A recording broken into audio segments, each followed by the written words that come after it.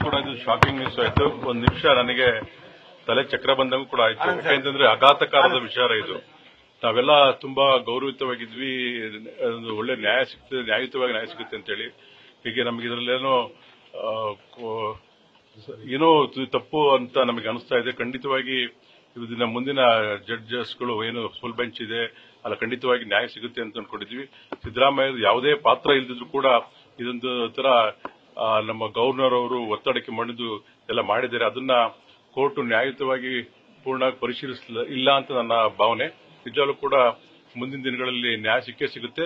ಯಾವುದೇ ಕಾರಣಕ್ಕೂ ಯಡಿಯೂರಪ್ಪ ಪನಿಷ್ಮೆಂಟ್ ಆಗಿತ್ತು, ಜೈಲಾಗಿತ್ತು, ಅವ್ರು ರಾಜೀನಾಮೆ ಕೊಟ್ಟರೆ ಹೊರತು ಇದಕ್ಕೂ ಅದಕ್ಕೂ ಕಂಪೇರ್ ಮಾಡಂಗೇ ಇಲ್ಲ. ಇದರಲ್ಲಿ ಸಿದ್ದರಾಮಯ್ಯ ಒಂದು ಎಳ್ಳಷ್ಟು ಪಾತ್ರ ಇಲ್ಲ. ಇದು ನಿಜವಾಗ್ಲೂ ಕೂಡ ನಾವೆಲ್ಲ ಇದನ್ನ ವಿರೋಧಿಸ್ತೀವಿ, ನಾವು ಇದು ಖಂಡಿಸ್ತೀವಿ ಅಂತ ಈ ಸಂದರ್ಭದಲ್ಲಿ ಹೇಳಕ್ಕೆ ಇಷ್ಟಪಡ್ತೀನಿ. Thank you.